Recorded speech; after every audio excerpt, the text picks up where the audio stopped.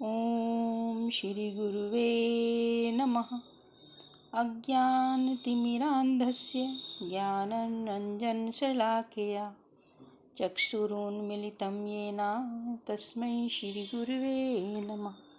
ओम स्वस्ति न इंद्रो वृद्धश्रवाः स्वस्ति नः पूषा विश्ववेदाः स्वस्ति नः स्ताक्षर्यो अरिष्टनेमिः स्वस्ति नः बृहस्पतिर्दधातु। ओम शांति शांति शांति। ओम प्रणाम भगवान। ईशावास्य उपनिषद नवनीतम स्वामी हंसानंद सरस्वती जी की व्याख्या और प्रकरण 9 चल रहा है भगवान।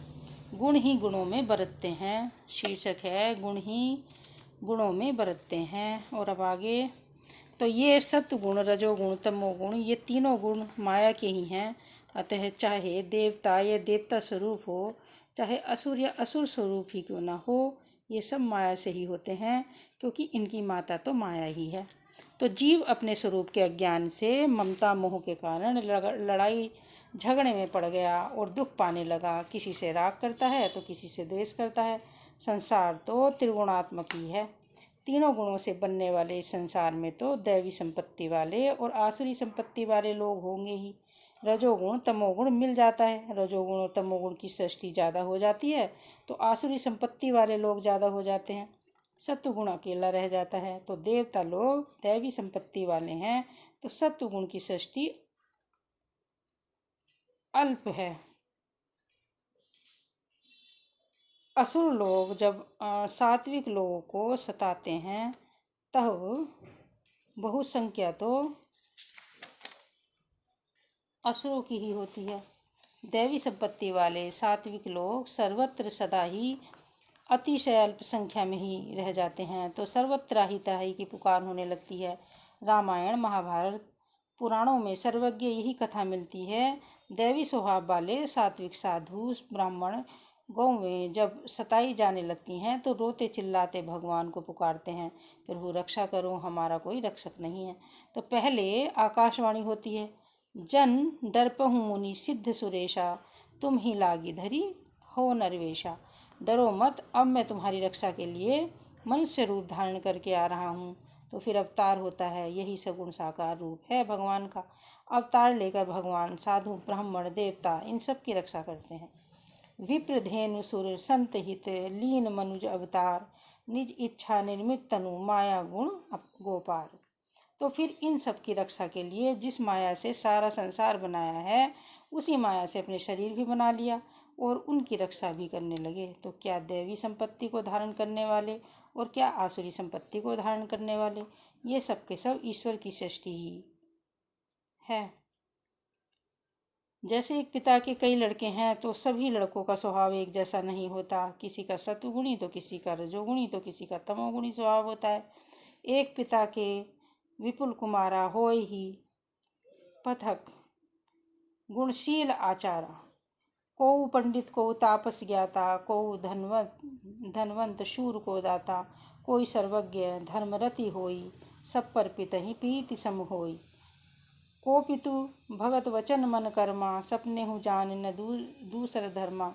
सो सुत प्रिय पितु प्राण समाना, यद्यपि सो सब भांति अयाना।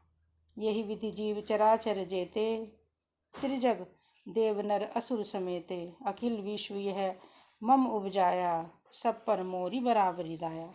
यह लौकिक दृष्टांत है कि पिता के कई लड़के होते हैं, वे अलग अलग स्वभाव के होते हैं। कोई पिता का भक्त होता है पर पिता के लिए सब बराबर प्यारे होते हैं, किंतु जो पिता का भक्त होता है उस पर अधिक प्रीति स्वभाव से होती है। जो पास में रहता है, अधिक सेवा करता है, उस पर अधिक प्रीति होना स्वाभाविक है। फिर भी भगवान कहते हैं, मनुष्य देवता असुर पशु पक्षी ये सब मेरे उत्पन्न किए हुए हैं, इसलिए सबका माता पिता होने से मेरी इन सब पर स्वभाव से ही बराबर दया होती है। अब श्रीमद् भगवद गीता का मंत्र है भगवान 4/7 और 8। यदा यदा हि धर्मस्य ग्लानिर्भवति भारत, अव्युत्थानम् अधर्मस्य तदात्मानं सजाम्यहम्, परित्राणाय साधूनां विनाशाय च दुष्कृतां, धर्म संस्थापनार्थाय संभवामि युगे युगे। ये भगवान के वचन हैं। तो अब विचार करने की बात यह है कि एक ही पिता के बड़े लड़के जब छोटों को त्रस्त करते हैं तो वह पिता उन शरारती बड़े लड़कों को 2-4 चांटे मारकर छोटों की रक्षा करता है। संसार में साधु महात्मा ब्राह्मण गायों को त्रस्त करने वाले उन आसुरी संपत्ति वालों को, दुष्टों को क्या नरक में भेज देते हैं, क्या अपने घर से, अपने धाम से बाहर निकाल देते हैं। सब असुरों को तो अपने ही धाम भेजें। राम के हाथ मरे हुए कोई नरक में तो गए नहीं, सब भगवान के धाम में ही गए। यह उन पर दया रही कि निर्दयता।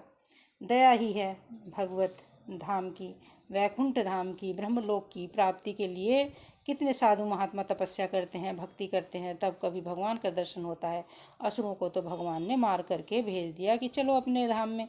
वे लड़ाई लड़ते थे, माँ बाप से भी लड़ने वाले पैदा होते हैं। फिर माँ बाप का प्रेम समाप्त नहीं होता। कई बार माँ बाप लड़के को मारते हैं, कभी कभी मारते मारते स्वयं भी चोट खाते हैं, कभी लड़के ही बाप को मार देते हैं। फिर भी अंदर से मोह ममता जाती नहीं। भगवान उनको मार करके अपने ही धाम भेज देते हैं। कहाँ जाएंगे वे छोड़ के। जब सबके माँ बाप भगवान ही हैं तो सबका घर भी भगवान का ही है।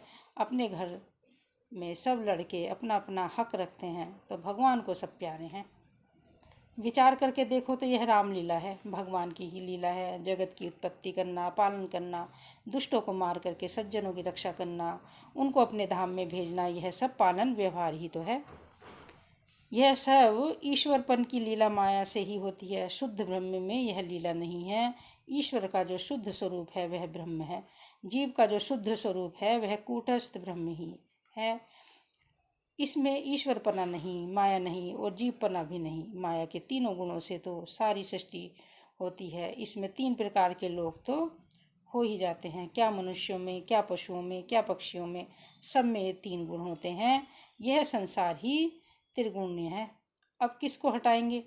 चाहे कितने भी असुरों को मारो, इस संसार में असुरों को रखेंगे नहीं। राम का अवतार हुआ त्रेता में, कृष्ण का अवतार हुआ द्वापर में। स्वयं इन अवतारों ने कितने ही असुरों का संहार किया। क्या इस संसार में अभी असुर नहीं रहे? क्या इस संसार में अभी असुर नहीं रहे?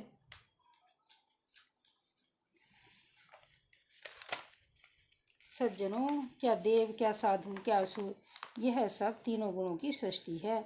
जब संसार का नाम त्रिगुण्य है तो तीनों गुण सदा बने रहेंगे, तो तीनों गुणों की सृष्टि भी बनी रहेगी।